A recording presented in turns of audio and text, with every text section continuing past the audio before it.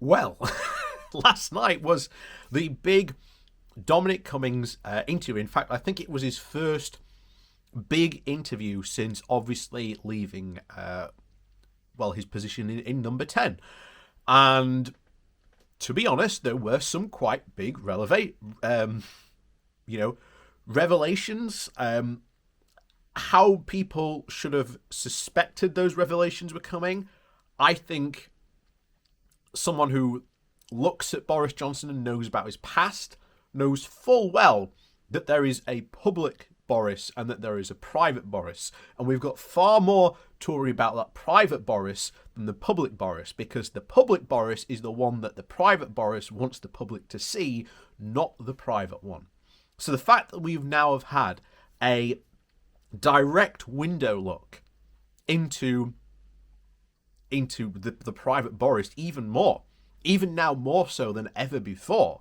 And because this is someone who has worked hand in hand to a point where he was pretty much, the parrot on the shoulder, having that over the shoulder look to see exactly what was going on in the Johnson administration is priceless. And even more so for the fact that Cummings continuously said that under oath, he has text messages, he has evidence, and he has other people that will back him up on everything that Boris Johnson has said. I think that a coronavirus inquiry, if it happens, if I were the Labour Party, today I would be hounding at the gates, doing everything humanly possible within the power of the Labour Party to force a public inquiry to happen as soon as physically possible. Even if the Conservatives start dragging their heels, make that a fact. Make it a point that the Conservatives are dragging their heels. This is an absolute gift to Labour. And if Keir Starmer can go out and grab that with both hands, there is a significant chance he can actually have a very significant win over Boris. So, before we go into, shall we say, more of the interview, please do remember to hit that like, share, and subscribe button. And of course, down below there are links to my Patreon page, as well as a one-off donation link called Buy Me a Coffee, where you can, buy me a coffee. And as always, thank you very much to all those people who do support the channel that way. And of course, please do remember to keep on wearing your masks and maintain social distancing while you're out there, because the virus is still indeed very much out there. So, on with this. So this comes from The Guardian. The title is Boris Johnson's aides plotted to oust him, as PM Dominic Cummings claims. And that is easily one of the most significant ones out there. So, Boris Johnson's closest aides decided that he was unfit to be Prime Minister within weeks of his 2019 election victory and began plotting to oust him, Dominic Cummings has claimed. In his first TV interview since quitting as one of the most senior advisors to Number 10, Cummings levelled repeated criticism of his former boss, saying that aides feared that Johnson had no plan to run the country and was only obsessed with stupid infrastructure projects. He accused the Prime Minister's wife, Carrie, of trying to appoint complete clowns to certain key jobs, claiming she wanted to be pulling the strings at the very heart of government instead of the old Vote Leave team, and suggested a new political party could be set up to kill off the Conservatives. Cummings has launched several and very severe attacks on the government in the last months since he stepped down, frequently accusing Johnson of reveling in chaos, having little very grasp of the COVID pandemic, and ignoring all calls to implement a second lockdown across England last autumn that led to many unnecessary deaths. His blogs, leaked WhatsApp messages, exchanges, even posted to Twitter, and a 7-hour testimony with 2 parliamentary committees on the handling of the pandemic have all shone light on the inner machinations of Johnson's administration. However, some Tory figures have questioned his trustworthiness given the infamous breach of the COVID rules when he travelled to Durham and Bernard Castle during the first lockdown last spring. Cummings said, that until the general election, where the Prime Minister won a landslide Commons majority of 80, at least on the back of the promise to, quote, get Brexit done, Boris and Carrie had been very happy to have veterans of the pro-Brexit campaign run the groundwork in Downing Street. But after the moment of December 2019, he said that Carrie Johnson had become frustrated that he was running the show inside of Number 10. With his allies fearing for their positions by at least January of 2020, Cummings had said people inside the government began to privately speculating that either we'll all have gone from here or we'll be in the process of trying to get rid of Johnson and get someone else in as Prime Minister. And they discussed ways to oust Johnson. He said that though Johnson doesn't have a plan, he doesn't know how to be the Prime Minister. And we only get him in there because we had to solve a certain problem, not because he was the right person to be running the country. Shedding light on his departure as one of Johnson's most senior advisors, Cummings said that the disagreements between him and the Prime Minister over how to tackle the COVID grew, and that the big argument blew up over Carrie Johnson's interfering with the appointments in unethical and an unprofessional way. Reflecting on his role in the run-up to and the years after the 2016 EU referendum campaign, Cummings said that he did try to, quote, provoke some Remainer politicians, but that was a, quote, byproduct of them pushing for a so-called people's vote, or a confirmatory ballot on the terms of Brexit. Speaking to the BBC programme that aired tonight on 7 p.m. on BBC Two on Tuesday, Cummings said, "We did lean into that in various ways to try and disorientate the people on the other side. Yes, but that's politics."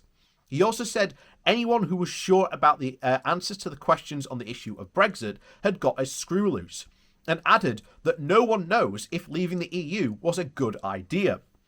Cummings urged Brexiteers to actually consider to create a new party to take on the Conservatives, or do what he did and take on an existing party and try and bend it into something that's different, but did not say that he should necessarily be at the forefront of such movement. A Number 10 spokesperson has insisted that Johnson had, quote, taken the necessary action to protect lives and livelihoods, guided by the best scientific advice throughout the pandemic. They stressed that the UK had seen the, quote, fastest vaccination rollout in Europe, saved millions of jobs and with the furlough scheme, and prevented the NHS from being overwhelmed, adding the government is entirely focused on emerging cautiously from the pandemic and building back better. Now, there's a lot of stuff really to go through there. First of all, his aides wanting to oust him.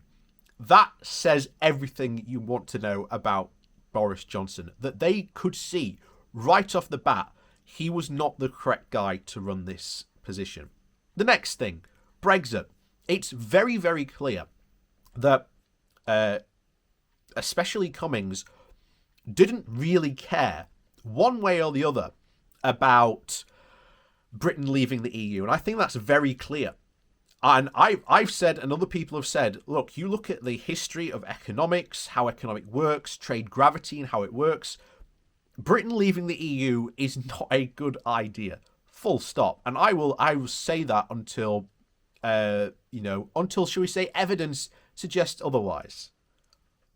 And quite frankly, there ain't any evidence. And even in that interview, Cummings couldn't actually put forward any evidence. Now you'll say, oh, the vaccine rollout. Well, guess what? Other countries have now European countries have not only surpassed or are catching up to us. So, and again, as people have said, at that time, we could have done exactly what we did inside the European Union. The other interesting thing is, of course, about, quote, taking over a party and bending it to your will, or creating another party to challenge the Conservatives. Again, what form that would take would be very, very interesting. And I must say, he's apparently writing a blog about what, quote, Labour should do to beat Boris. Now, I've said before that wanting to join, shall we say, his blog is very, very expensive. But that might actually be worth the read. Not because, again, it's worth something aping, but more for the fact of getting an insight into his, shall we say, bigger political machinations. Because I don't think, even after all this, it will be the last we hear of Dominic Cummings. I think that he will be around British politics for some time to come. What direction he wants to take, what changes he wants to make, because he is very much about wanting to make changes, big changes, in ways that, again, are very, very libertarian in that way of, well, we don't want any interference in our free markets. We want absolutely zero to no government regulation in anything.